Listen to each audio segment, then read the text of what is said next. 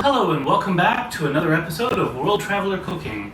This week I do not have access to a kitchen, so I've decided to do something just a little different. I had thought about doing some sort of a dish that wouldn't require cooking, but in the end I decided to do a wine tasting, this time with Indonesian wines. Now, the thing you have to understand about the Indonesian wine industry is that there are two major components to it. There's a part of it that I think was developed under Dutch occupation. Actually, I'm going to go back a little further. Alcoholic beverage production in Indonesia has a bunch of different layers to it historically. The first one, of course, are the Chinese, where you see the development of fermented rice drinks, as well as distilled fermented rice drinks. Also, you have another possibly purely indigenous component, which would be things like arak made from sugar palm syrup, where basically it's a fermented drink from sugar palm syrup. The Chinese, of course, distilled that as well as making rice-based versions of it, both for direct drinking and distillation. Now, under the Dutch, as far as I can tell, it seems likely that the first wines were produced, but wine produced in Indonesia traditionally has been extremely sweet and relatively high in alcohol. So think about something sweeter than a port and about 12% alcohol. They're definitely not fine wines, and they tend to be relatively cheap, but it's kind of like drinking alcoholic syrup. I haven't ever really understood how these are used in Indonesian society, but that's where they are. Of course, most Indonesians are Muslim in most of the country, and consequently, Muslims typically are not going to be drinking the wines. Now, more recently than that, now we've started to see in the tourist areas of like Bali, efforts at creating sort of a local wine industry aimed at tourists. Now, this is quite a bit of a challenge because while there are local alcoholic foods and beverages, and as I understand it, many of the Muslims do consider the foods to be acceptable, but not the beverages. Alcoholic drink is a problem, but if you're trying to eat fermented tapioca paste, you're going to have to eat a whole lot of that to get drunk, and so it's not really considered a big problem. So you have all of that, but trying to come up with something for tourists is a little different, right? Because a lot of these tourists are from Australia, many are from Europe, some are from the US, and trying to come up with a wine that's going to work for them is a bit of a challenge, especially given the fact that we're in the tropics here, and tropics are not exactly great wine growing regions for reasons that have to do with a bunch of history and,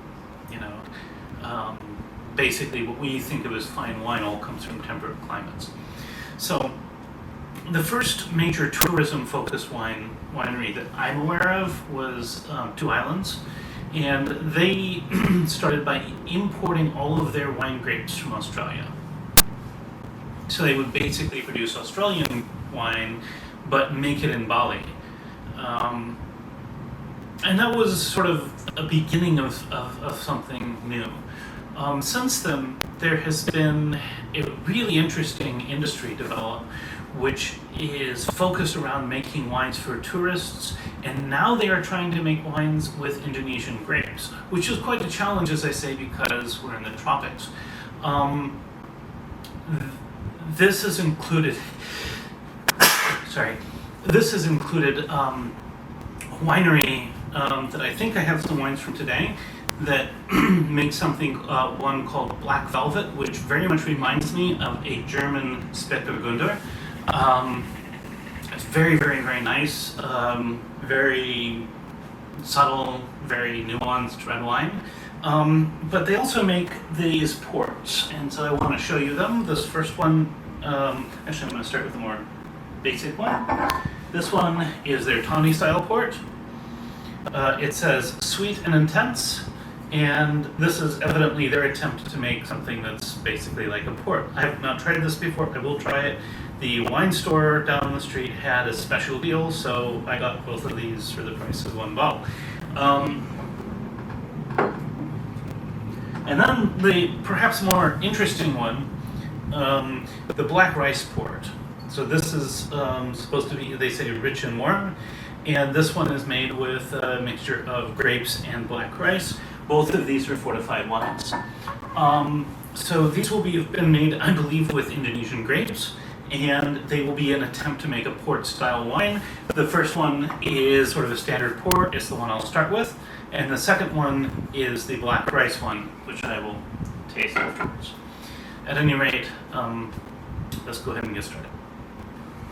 First, we are going to do the Tawny style port. We're going to do this one first because it should be easiest to evaluate.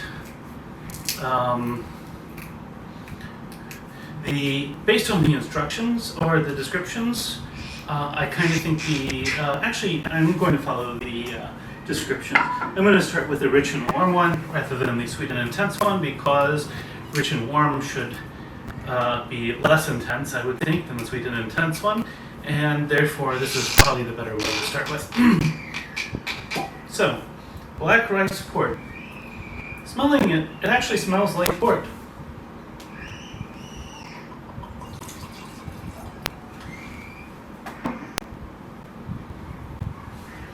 Nose is port-like.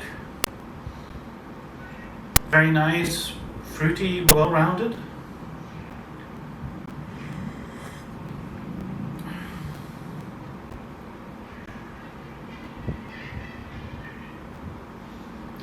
Wow, this is very pleasant. I really like this wine. If you come to Indonesia and you try tape hitam, which is a fermented black rice, you can definitely taste the black rice here, but if you didn't know what was in it and you weren't looking for it, you wouldn't taste it.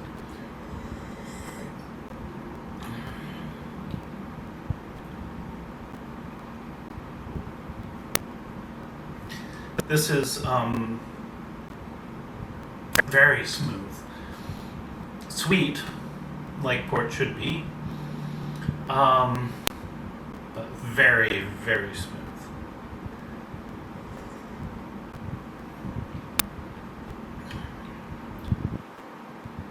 Nice, complex flavors. I would say you have like sort of the cherry flavors that often we associate with port. It's not sickeningly sweet. It's very, very, very nicely balanced. I'm actually really impressed. I did not see this one coming.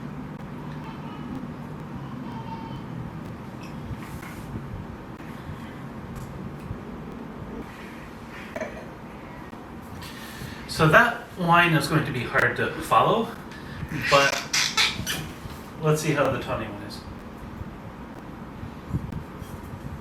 Smell isn't too bad from the bottle. Let's see how it is in the glass.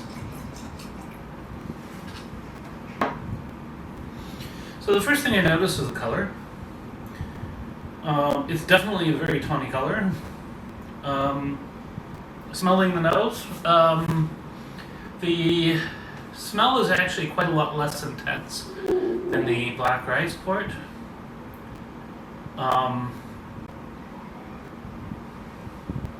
So let's go ahead and taste.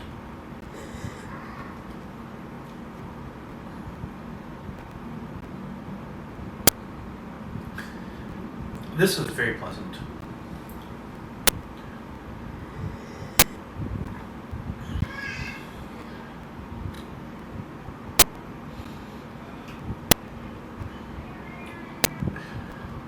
If I were writing the labels, I'd probably reverse the descriptions.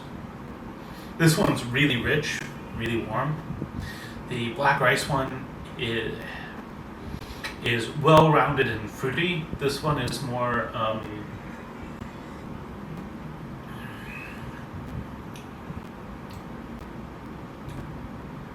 This one has a little more of a sour bite.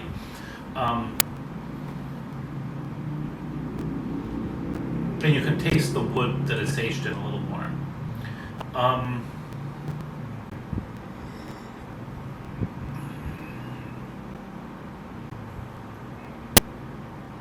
So, if I were issuing a verdict on these, I don't think this quite goes head to head with like the really top end, Portuguese ports, but it really does hold its own, sort of in the casual drinking category. I wouldn't try to have this one compete with, say, a 20-year-old Portuguese port at all. And I think some 10-year-olds are probably more superior to this one. But for a wine coming out of Indonesia, this is quite incredible. And for something for casual drinking, for cooking, for just enjoying, this really, really, really hits the spot. Very, very, very nice.